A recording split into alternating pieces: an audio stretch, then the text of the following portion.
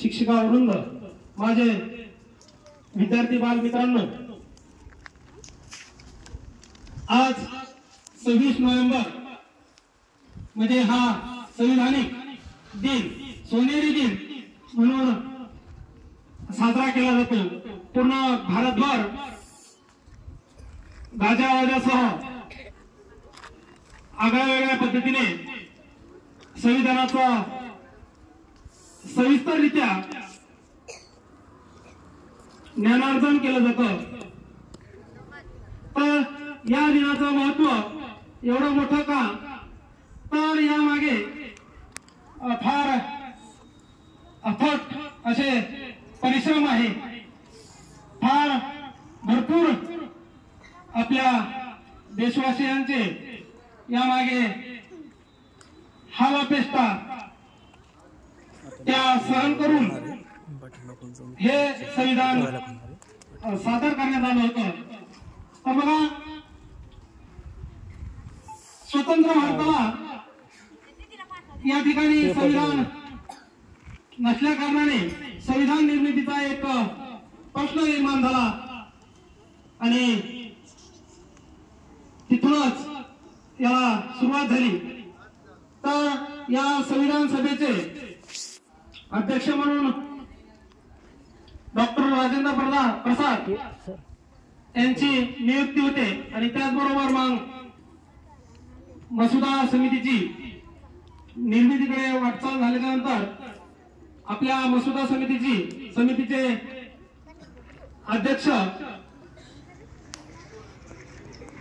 Doctor Babasaheb Ambedkar यांना त्या ठिकाणी विराजमान केले जातं आणि त्याचबरोबर त्यांच्यासोबत विख्यात अशी मंडळी त्यांच्यासोबत असते। तर बघा, 29 ऑगस्ट 1947 ला हा निर्णय घेण्यात आला, मसुदा समितीची स्थापना करण्यात आली।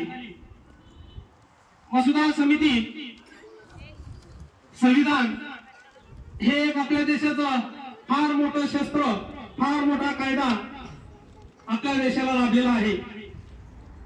देशात नव्हे तर जगात आगळंवेगळं असं संविधान आपल्या देशाकडे आहे आणि त्याचे निर्माते, त्याचे शिल्पकार म्हणून डॉक्टर बाबासाहेब आंबेडकरांना संबोधले जाते।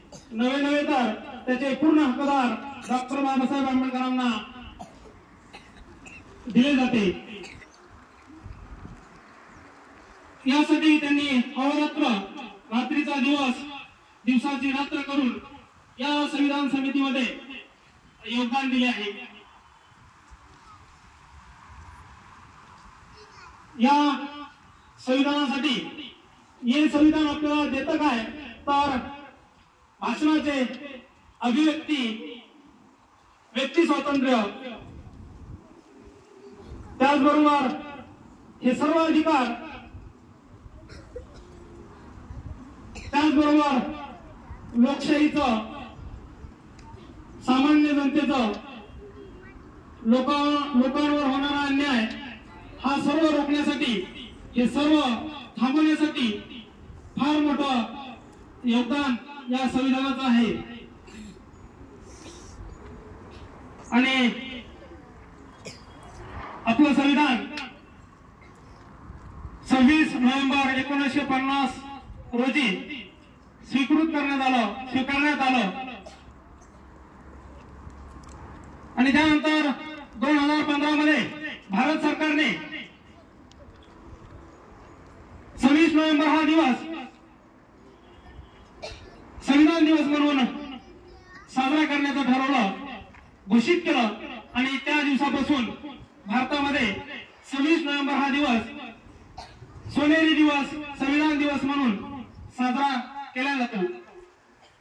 यामागे फार मोठं तुम्हाला सांगण्यासारखं आहे, पण एक थोडक्यात आणि तुमच्या पटकन लक्षात येईल असा हा त्यामागचा थोडासा ज्ञानार्जन करण्याचा तुम्हाला हा ध्यास आणि या ठिकाणी मला प्रास्ताविक सादर करण्याची संधी दिली त्याबद्दल मी आयोजकांचे आभार मानतो। धन्यवाद।